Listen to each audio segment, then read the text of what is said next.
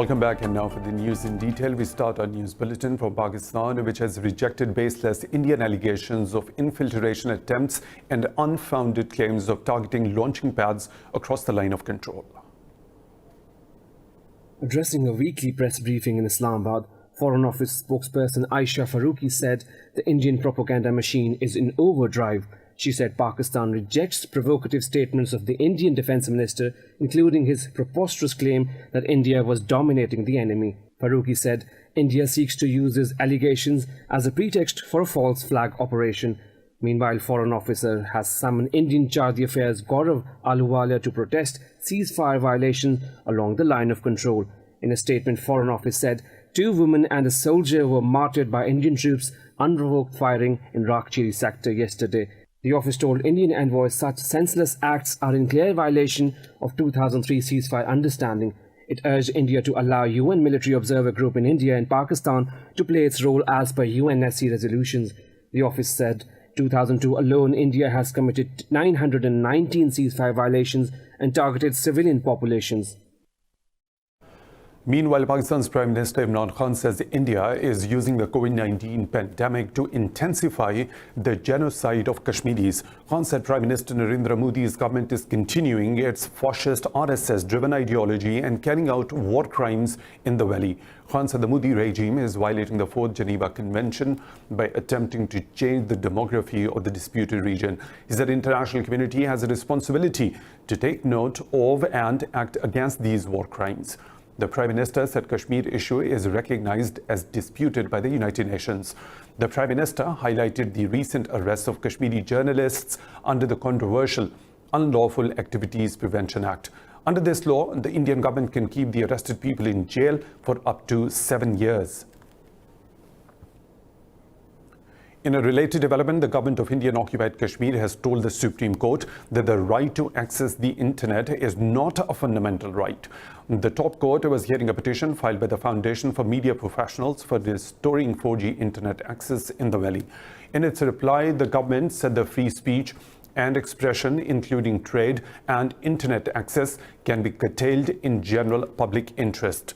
It said the internet ban is not only least restrictive, but also most appropriate and has reasonable nexus with the purpose to achieve state security. Targeting Pakistan, authorities claimed that high-speed internet restoration will lead to the glorification of Pakistan Army and freedom fighters. They said lifting ban will lead to swift uploading of posting of provocative videos and other heavy data files. The occupied valley is reeling under New Delhi's crushing curfew and communications blackout for the past 269 days. Pakistan's Prime Minister Imran Khan says the COVID-19 death toll in the country remains under control. Addressing a media briefing in Islamabad, Khan said the nation is cooperating with the government in the fight against the epidemic. He said Pakistan has itself started manufacturing medical equipment necessary to tackle the virus. The Prime Minister said he is well aware of the difficulties faced by the overseas Pakistanis during this pandemic. Khan said he has instructed all the embassies around the world to take care of Pakistani expatriates. Pakistan has reported 358 deaths among over 1,600 coronavirus cases, with more than 4,000 recoveries so far. Spain's daily death toll from novel coronavirus has dropped to 268, marking the lowest tally in nearly 6 weeks. In Iran, the daily tally of fatalities has fallen to 71, with total reaching over 6,000. Earlier, the US reported over 2,600 deaths in a day, pushing the country's overall total to nearly 61,000. The global COVID-19 death toll has crossed 227,000, with over 3.2 million people infected. Details in this report. With the global economy in tatters, the International Labour Organization has warned that COVID-19 will cost half of the world's jobs. But in the absence of a vaccine, the mounting deaths continue to merit restrictions. Germany has extended its strict travel warning, while UK continues to reel from the pandemic. We're moving to an improved daily reporting system for deaths, so that deaths in all settings are included wherever the individual has tested positive for COVID-19, rather than just those in hospitals. And those figures show that up to yesterday on the new measure, we have recorded an additional 3,811 deaths in total. A ray of hope emerged after a recent study showed that Gilead's experimental drug is extremely effective against the disease. But US infectious disease official Anthony Fauci insists the data on Gilead's drug needs to be further analyzed. The data shows that remdesivir has a clear-cut, significant positive effect in diminishing the time to recovery. This is really quite important for a number of reasons, and I'll give you the data. It's highly significant. World Health Organization Chief Tedros Adhanom has dispelled mounting pressure and criticism by the US and its allies. The UN health body's chief said the organization had acted quickly and decisively against the novel coronavirus. Meanwhile, South Korea has reported no new domestic COVID-19 cases for the first time since February. And now the Taliban say they have released 40 more Afghan soldiers in the northern province of Kunduz under the Doha peace agreement. In a statement, the group said it wants the prisoner release process to be expedited to save inmates from COVID-19. So far, the Afghan government has released nearly 500 Taliban fighters in exchange for 60 military personnel. The two sides are required to release 6,000 prisoners under the Doha peace deal. The prisoner swap is pivotal to kickstart intra-Afghan talks. Iran's ambassador to the UN has called US efforts to extend an arms embargo a breach of the Security Council Resolution 2231. In an interview, Majid Takht Ravanchi called Washington's claim of still being a part of JCPOA an unprecedented joke. He says Security Council members should pay heed to the fact any such moves by Washington violate UN resolutions. Earlier, the US said it will not let Iran buy conventional arms even after a UN embargo on Tehran expires in October. Speaking in Washington, Secretary of State Mike Pompeo said the US will work with the UN Security Council to extend the embargo. He urged Britain, France and Germany to back the US efforts to force the snapback of all UN sanctions on Iran. Germany has banned the Iran-backed HEZBOLLAH on its soil and designated it a terrorist organization. The decision was revealed by a German Interior Ministry spokesperson on its official Twitter account. The spokesman said the police are conducting raids across the country to arrest members of the group. Security officials said up to 1,050 people in Germany are part of the extremist wing. Germany had previously distinguished between Hezbollah's political arm and its military units, but it has for the first time declared the entire political group as a terrorist organization. The UAE has called on all the Libyan parties to commit to the UN-supervised political process to end the war. In a statement, the foreign ministry said Abu Dhabi supports for a political solution based on the Berlin conference. The ministry said UAE commends Khalifa Haftar, the Libyan National Army, for conducting anti-terror operations in the country.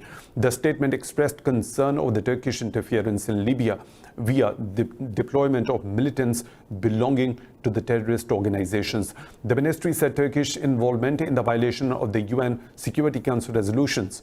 The UAE is a known supporter of the Khalifa Haftar, who nullified the UN unity deal of 2015 and declared himself the ruler of Libya this week.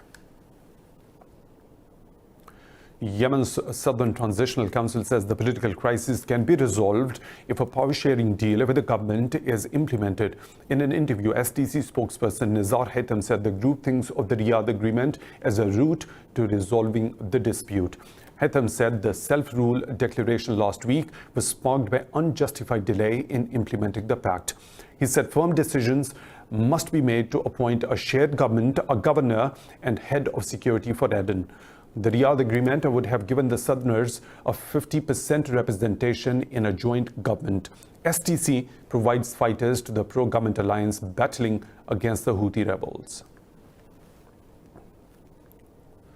Turkey says it has killed 4 militants of the Kurdistan Workers' Party in northern Syria. The Defense Ministry says the fighters were killed during Operation Peace Spring. The ministry said it will not stop the operations against the militants in the region. Meanwhile, the ministry said the Turkish and the Russian forces conducted their 7th joint patrol on a key highway on Syria's northwestern border. It said the troops from the two countries carried out land and aerial inspections in Idlib. The patrolling is part of an agreement brokered between Turkey and Russia on March the 5th in Moscow. It's time for a short break. We'll be back with more stories. Stay tuned.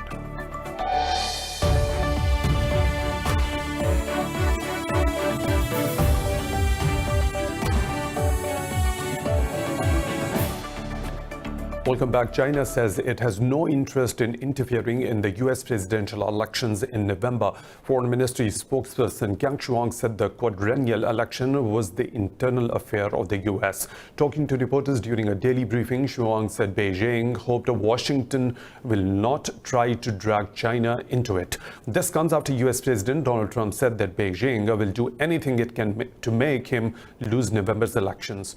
Trump said China will prefer the presumptive Democratic nominee, former Vice President Joe Biden, over him. He said Beijing will want to ease the pressure his administration has placed on it regarding trade and other issues. The death toll from the novel coronavirus has jumped in several African countries. The Africa Center for Disease Control says the continent has reported over 1,500 deaths and more than 35,000 infections. More in this report. The number of deaths has risen to 444 in Algeria, 380 in Egypt, 103 in South Africa, and 168 in Morocco. South Africa also reported over 350 infections, the most new cases recorded in one day, and bringing the total to 5,350. Sudan, Mali, and Tanzania also reported new virus-related deaths. WHO emergencies expert Mike Ryan said the availability of tests is still a critical issue in the continent. I can assure you that we have recently effected deliveries of personal protective equipment and more testing and test kits to 51 countries on the African continent. Those flights were just completed this week. Guinea, Cameroon, Morocco, Senegal, Somalia, the Democratic Republic of the Congo, and Eswatini have recorded new cases. Well, Kenya has banned the movement in and out of the two refugee camps hosting 400,000 people to prevent the spread of COVID-19. Health experts and humanitarian groups have long warned that the virus outbreak in densely populated refugee camps will be catastrophic. Interior Minister Fred Matiang'i said restrictions apply to Dadaab camp in East, which is home to over 217,000 people. He said curbs are also imposed on Kakuma camp in northwestern Kenya, home to some 190,000 people. Kenya has not imposed a full lockdown, but a dusk to dawn curfew and has blocked movement in and out of Nairobi. The IMF says fiscal measures implemented by the governments against COVID-19 need to be harmonized to combat climate change. Managing Director Kristalina Georgieva said the measures should ensure an environmentally sustainable recovery from the pandemic. Georgieva said taking measures now to fight climate crisis is essential in order to leave a better world for future generations. She said governments should mandate commitments to reduce carbon emissions while providing financial lifelines to carbon-intensive companies. Georgieva said that oil prices at record low levels, it is time to phase out harmful subsidies. She said governments need to prioritize investment in green technologies, clean transport, sustainable agriculture, and climate resilience. The death toll from the fire at a construction site has risen to 38 in the South Korean city of Incheon. Rescue officials say most of the 38 victims were construction workers building a 4-story warehouse. The firefighters continue to carry out search and rescue operation overnight. The police, along with the rescue authorities, have launched a joint investigation to determine the exact cause of the fire. Officials believe an explosion in an underground level of the warehouse sparked the fire. Firefighters said victims were unable to evacuate as the fire spread quickly. Rishi Kapoor, the legend of the Indian film industry, has passed away at a private hospital in Mumbai today. Kapoor was diagnosed with leukemia in 2018 and returned to India last September after a year-long course of treatment in New York. The 67-year-old actor was taken to hospital yesterday after he complained of breathing difficulties. In a statement, actor's family said Kapoor was grateful for the love of his fans poured from around the world. The family asked fans to stay at home due to the movement restrictions imposed due to the COVID-19 pandemic. Rishi Kapoor debuted as a child actor in 1970 in his father Raj Kapoor's film. The deceased actor belonged to the Indian film industry's famous Kapoor family. One of the world's largest lunar meteorites goes on private sale at Christie's in London today. It has been valued at $2.49 million. The moon rock, weighing over 13.5 kilograms, was probably struck off the surface of the moon by a collision with an asteroid or comet. It is thought to be the fifth largest piece of moon ever found on Earth. There is just 650 kilograms of moon rock known to be on Earth. Like many meteorites that are discovered, it was found in the Sahara when an anonymous finder then changed hands. In the 60s and 70s, the Apollo program brought back about 400 kilograms of moon rock with them. And scientists have been able to analyze the chemical and isotopic compositions of those rocks. And they've determined that they match certain meteorites that have been discovered. So we're absolutely certain that these rocks do in fact come from the lunar surface.